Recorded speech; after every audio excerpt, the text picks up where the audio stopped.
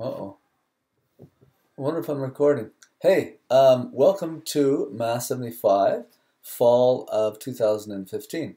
This video is going to go through a little bit of the course outline information with you. If you do have any questions, feel free to contact me at any time. My phone number is 382-1849, okay, with a 403 in front. Okay, so first off, here's some just general information about the course. We are meeting every Monday, Wednesday, and Friday. Monday and Wednesdays from 10 till noon, and Fridays from 11 till 11:15. We're meeting, fortunately, in AN 1705, so it'll be the same room all semester. If you need to get a hold of me at all at any time, this is my office number, TE2242.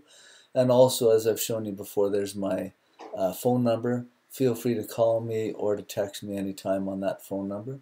And there's my email address, jeff.hamilton@lethbridgecollege.ca. I don't really have office hours, but generally I'm available in the afternoon, most any day. But if you're not sure, feel free to text me and we can get together. Our chair for the program is Scott Liebauer. His office is second floor Andrews. There's his phone number if you need to get a hold of him for any reason. Also, our dean for the program is Sandy Vanderberg.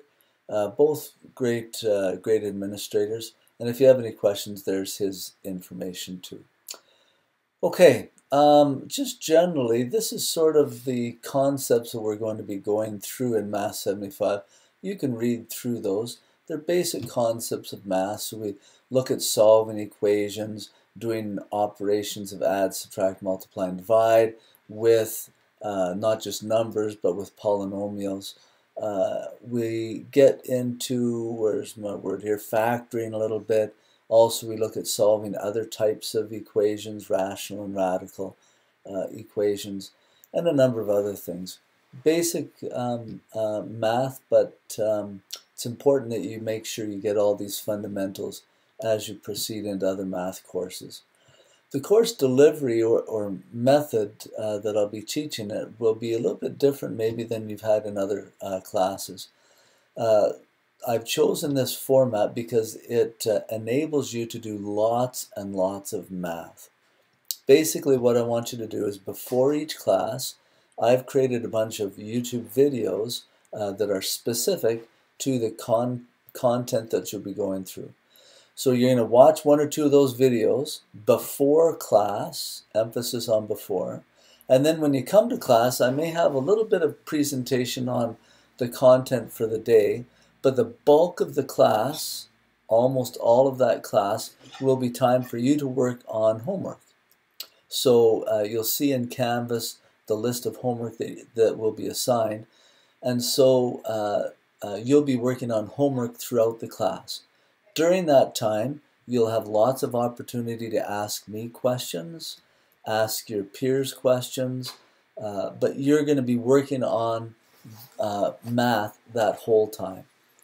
I've chosen to do it in this format because I found that if during class, the class time is taken up with me showing how to do math on the board, it's not as beneficial as you watching that on online at home, pausing, rewinding, you watch it as many times as you like. And then in class, you get to work on homework when you have support there. So rather than me showing you how to do things in class, and then you go home and work on your homework all by yourself, this is a way where you can work on homework where you've got lots of supports around there. So I'll be there, and you'll have your classmates as well to help you out. Okay, also there's other online things that you'll have to do, and I'll show you those in a later slide. The things that you need for the book is the latest textbook. I think it's a 12th edition of Introductory Algebra. Having some kind of a scientific calculator is nice. If you've got the dollars and you want to get a graphing calculator, that would be good.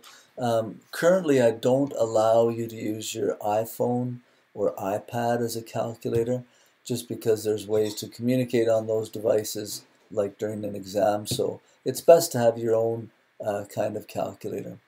Other resources online, looking at Math 75, there's tons of things, resources for you there. Also, if you look at the Tech's website, or just do a search on any Vimeo or YouTube videos if you're having troubles with one thing. We also have a learning cafe that offers basic support for math. If you'd like to access them, they're in the back left of the library, and they've traditionally been a great support to students. Additionally, if you have any accessibility challenges, that if you require some kind of academic accommodation, extra time on a test, a separate quiet space to write an exam, that kind of thing, you can contact our accessibility services. I'm not sure what their office number is, but it's TE, I think it's 12 something. But you'll see if you're in the Tech building, it's just sort of outside the main building, along the hallway there. You'll see them there. Also, you can ask me if you have questions. Okay, getting down to how you'll be assessed, you get 4 tests, well, 5 tests. 4 module tests, each of them worth 15. These are the dates that they'll happen. And then you get a final exam, and it'll be middle December. I'm pretty sure it's on a Thursday, but that's a tentative one. In addition to those exams, each week you will have online quizzes worth 10% of your final mark, and you'll also have weekly homework that will be due every Monday that'll be worth 10% as well. So altogether, I think it's 60, 70, 80, 100%, yep. So, and just one little tip, that there is 20% of your mark, and it should be one where you can get 100% on that. Like, you should be able to get that 20% easy. I would encourage you to make sure you're doing those weekly online quizzes, you're submitting your weekly homework. If you don't do that, you're losing easy marks. So really, if you get 20% here full, then all you have to do is get another 30% and you pass the course. But it's important you do those things, and that'll help you also with the exams. Okay, so the weekly homework is due on Mondays, right at the start or at the end of class. Sometime on Monday is fine to submit that. If you don't complete it on the Monday, you can complete it up until the final exam, but I may not give you full marks for it. Okay, so it's important to get it done by the Monday. Also, there's online quizzes for each week's worth of work. Rather than doing like by module, I just do them each week. I think that's easier for all of us. Those quizzes you can write at any time during the semester. It makes sense to write them before you would write an exam. You can write them at any time that you want. You can write them as many times as you want. And the only mark that I take is your highest mark. So if you write it the first time, you get a 0. You write it the second time, you get a 5. Third time, you get a 10. The only one that I see or that I record is the 10. Again, you can write them as many times and any time during the semester. They'll be due on the day of the final exam. That's when they'll be finished. For exams, as I said, those are the dates up here when you'll be writing the exams. And those are the dates. If you're sick, oh well, you get a 0. If something happened in your family, tragic, oh well, and you can't make it, oh well, you get a 0. Okay, so those are the dates that the exams are written. However, if you do miss, if you get a 0 for an exam for whatever reason, I will let you make that up on the final exam. So say on module 1, you're not there, and you get a 0 on that test. Later, when you write the final exam, it'll be made up of 4 parts, and whatever you get on that first part that corresponds with the one that you missed, say you get a 90 on that test. Then back here, I make the 0 go away, and it'll be as if you got a 90 on that exam. Okay, it works out really well.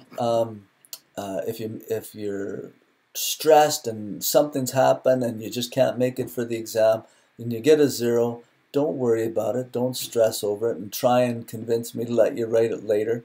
I'm not going to be convinced. You'll be able to make that up on the final exam. You can only do that for one exam. I think that I say that down there. You can only do it for one exam, but it's turned out to be a really good policy. Okay, I think that's it for that slide. Again, if you have any questions in this, feel free to contact me. There's my info. How you'll be graded. This is how you get an A. To get an A, you need to get at least a 90. A plus, you get a 95. In order to fail, you just got to make sure you're below 50. So as long as you get below 50, you're good. You get an F. Well, you don't want that, but this is how you'll be, what letter grade you'll get. I don't really do this work as an examples. In math, retention of yeah, I do that. Academic honesty, that's what I wanted to talk about here. Academic honesty, I trust that you are honest. The only really time you need to make sure that this is worried about is during exams.